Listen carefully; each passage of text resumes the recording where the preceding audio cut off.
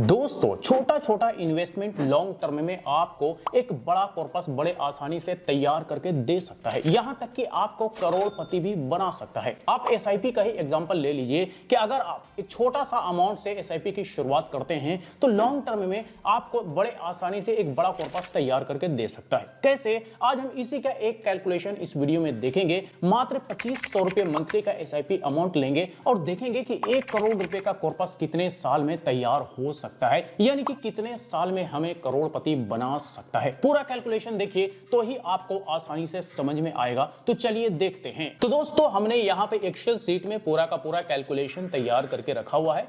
आप देख सकते हैं कि हमने एसआईपी अमाउंट मंथली 2500 रुपए का लिया हुआ है। रिटर्न हम ईयरली 12% का हम लेकर के चल रहे हैं। कम से कम मिलने के लिए ज्यादा भी मिल सकता है, 18%, 20% भी मिल सकता है और मिलने के लिए कम भी मिल सकता है, लेकिन हम मान के चल रहे हैं कि कम से कम 12% मिल ही सकता है। ड्यूरेशन हमें देखना है कि कितने साल में 1 करोड़ रुपए का कॉर्पस तैयार हो सकता है। तो ये हम ड्यूरेशन अपडेट करेंगे कैलकुलेशन देखने के बाद। इन्फ्लेशन हम 5% लेकर के चलेंगे और देखेंगे कि हर 5 साल के अंतराल पे जो फ्यूचर वैल्यू बनेगा वो महंगाई एडजस्टमेंट होने के बाद क्या उसका वैल्यू रहने वाला है। तो सबसे पहला साल का कैलकुलेशन देखते हैं। 2500 रुपए मंथली का एसआईपी की शुरुआत हुई। टोटल इन्वेस्टमेंट 1 साल में 30,000 रुपए का हो चुका है। इस पर हमें रिटर्न 1 साल में 2023 रुपया देखने को मिलता है, यानी कि टोटल फंड 1 साल में हमारा तैयार हो गया 32,023 रुपए, यानी कि 1.1 गुना हमारे पैसे 1 साल में बन गए। लेकिन महंगाई एडजस्टमेंट करने के बाद वैल्यू देखेंगे तो 30,498 रुपए 1 साल बाद वैल्यू रह जाता है। महंगाई बढ़ा 1.05 गुना।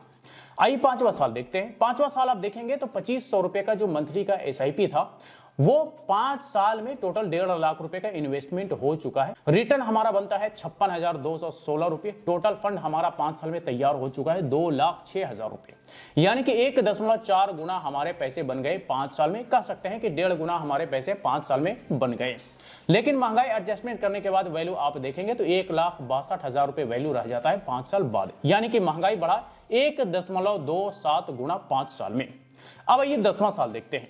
10वां साल आप देखेंगे तो 2500 रुपए का एसआईपी कंटिन्यू है। टोटल इन्वेस्टमेंट 10 साल में 3 लाख रुपए का हो चुका है और इस पर हमें रिटर्न देखने को मिलता है 10वें साल 2,80,848 रुपए। टोटल फंड हमारा 10 साल में तैयार हो चुका है 5,80,000 रुपए, यानी कि हमारा पैसा 1.9 गुना बन गए 10 साल में। हम कह सकते हैं कि 2 गुना पैसा हमारा 10 साल में तैयार हो चुका है।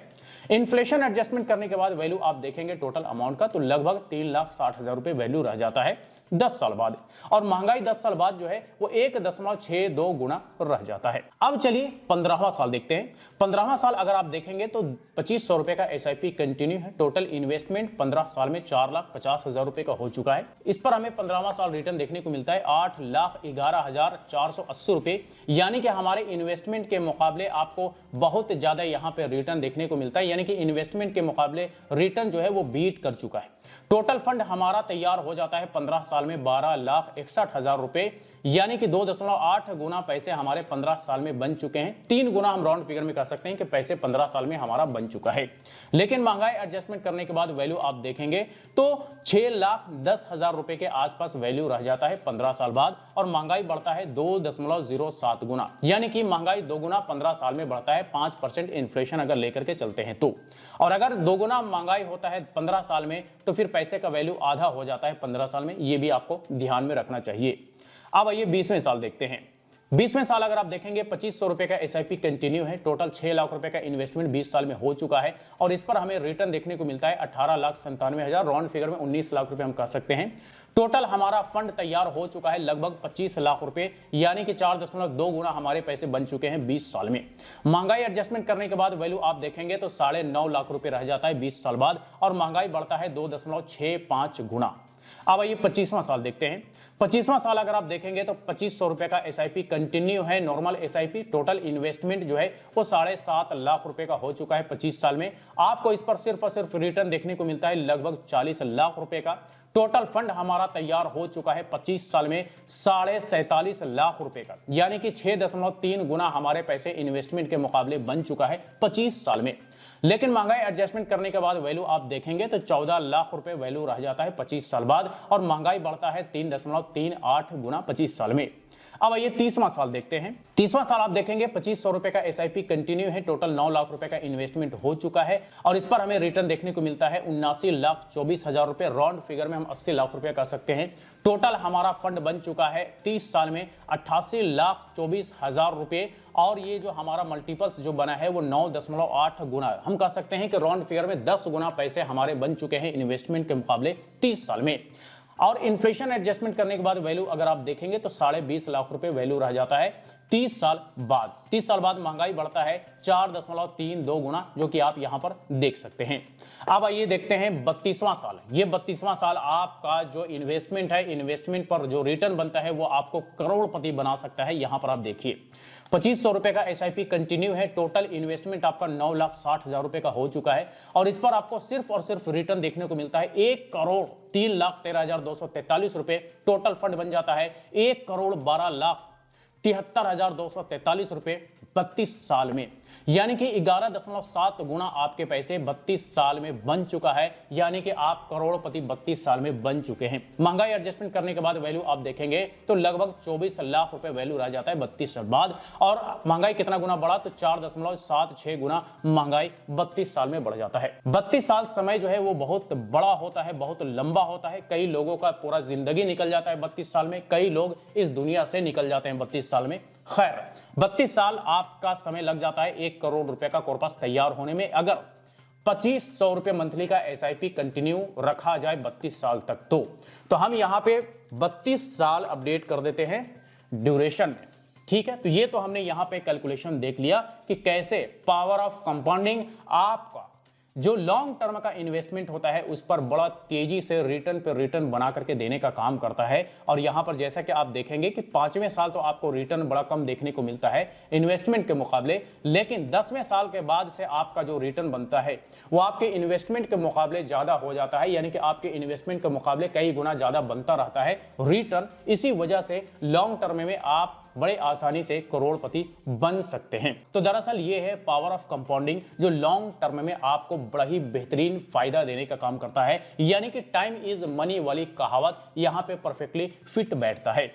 अब आपका चाहे जो भी कुछ रिटर्न बनता हो उस रिटर्न पर आपको कुछ खर्चे देने होते हैं, तो ये भी आपको कैलकुलेशन आपको करके चलना पड़ेगा, ताकि बाद में ऐसा ना लगे कि भाई हमें तो मिलने थे 1 करोड़ रुपए लेकिन काट कूट के तो हमारा कुछ पैसा घट गया। तो ये चीजें आपको पहले से क्लियर होनी चाहिए। तो जान लीजिए क्या क्या है ये खर्चे। तो सबसे पहले टैक्स के बारे में बात करें तो अगर आप शॉर्ट टर्म के लिए इन्वेस्टमेंट करते हैं और कोई कैपिटल गेन होता है यानी कि प्रॉफिट होता है तो उस पर आपको 20% का एसटीसीजी टैक्स देना पड़ता है। और अगर आप लॉन्ग टर्म के लिए इन्वेस्टमेंट करते हैं और कोई कैपिटल गेन होता है तो उस पर आपको कैपिटल गेन पर 12.5% का टैक्स देना पड़ता है। और ये जो एक कैलकुलेशन हमने यहां पर देखा 32 साल तक का, दरअसल इसके रिटर्न पर हमें एलटीसीजी टैक्स 12.5% देना पड़ेगा। लेकिन 1,25,000 रुपए तक जो है टैक्स से एग्जेम्प्टेड है, तो इससे ऊपर का जो कैपिटल गेन होगा उस पर ही हमें टैक्स देना पड़ेगा। इसके अलावा कुछ मामूली खर्चे होते हैं जैसे कि एक्सपेंस रेशियो जो कि पॉइंट में होता है, ये भी हमें देना पड़ता है। और इसके साथ साथ कुछ एग्जिट लोड भी होता है, कई सारे फंड्स में नहीं होता है। तो ये सारा कुछ आप देख लेंगे आप अपने फंड के डिस्क्रिप्शन में कि क्या क्या खर्चे हैं और कितना कितना खर्चे हैं। अब चलिए टैक्स वगैरह काट कूट के देखते हैं कि इन हैंड अमाउंट हमारे हाथ में कितना आता है, यानी कि हमारा एकदम प्योर इन हैंड अमाउंट क्या रहता है। तो हम यहां पे जो है total profit amount total return वाला उठा करके ले लेते हैं। ये हमारा टोटल प्रॉफिट बना, यानी कि टोटल रिटर्न अमाउंट इस कैलकुलेशन में बना। अब इसमें हमें 1,25,000 रुपए का टैक्स एग्जेम्पशन मिलता है, तो वो 1,25,000 रुपए हम यहां से माइनस कर देंगे। जैसे ही हम इसको माइनस करेंगे आफ्टर टैक्स एग्जेम्पशन अमाउंट हमारा बनता है 1,01,88,243 रुपए। अब इस पर हमें एलटीसीजी टैक्स देना पड़ता है 12.5% का, जो कि बनता है 12,73,530 रुपए। और ये माइनस करके हमारा नेट प्रॉफिट जो बनता है यानी कि नेट रिटर्न जो बनता है वो 89,14,713 रुपए बनता है। और अगर हम इन हैंड अमाउंट की बात करें तो हम फिर यहां पे इसको नेट प्रॉफिट को ले लेंगे प्लस हम अपना टोटल इन्वेस्टमेंट अमाउंट को ले लेंगे। दोनों मिलाकर के अगर हम देखेंगे तो ये हमारा इन हैंड अमाउंट बनता है 98,74,713 रुपए। अब ये जो टोटल इन हैंड अमाउंट 98,74,713 रुपए बनता है, इसमें से आपको एक्सपेंस रेशियो और एग्जिट लोड भी देना पड़ सकता है। तो हम मान करके चलते हैं कि 74,713 रुपया इन दोनों चीजों में आपको देना पड़ सकता है। तो इन दोनों को आप हटा दीजिए, आपका जो प्योर इन हैंड अमाउंट बनेगा वो 98 लाख रुपया अमाउंट बनेगा। अब इसमें किसी भी तरह का किसी को कोई खर्च नहीं देना है। है। तो दोस्तों ये हमने यहां पर एक छोटा सा एसआईपी का कैलकुलेशन देखा कि मात्र 2500 रुपए मंथली का एसआईपी आपको 32 साल में 1 करोड़ रुपए का कॉर्पस बना करके दे सकता है, यानी कि 32 साल में करोड़पति बन सकते हैं मात्र 2500 रुपए मंथली का एसआईपी की शुरुआत करके। तो दरअसल ये है पावर ऑफ एसआईपी, और एसआईपी के अंदर जो है पावर ऑफ कंपाउंडिंग, दरअसल ये आपको लॉन्ग टर्म में बड़े आसानी से एक बड़ा कॉर्पस बना करके देने का काम कर सकता है, जैसा कि हमने कैलकुलेशन में देखा भी। तो आई होप कि आपको ये समझ में आ गया होगा कि दरअसल कैसे छोटा छोटा इन्वेस्टमेंट लॉन्ग टर्म के लिए कितना फायदेमंद होता है। तो चलिए आज तक के लिए इतना ही। इससे रिलेटेड अगर फिर भी कोई सवाल हो, क्वेरी हो, तो आप हमें कमेंट करके पूछ सकते हैं। फिर मुलाकात होती है किसी नए वीडियो के साथ, तब तक के लिए बाय बाय।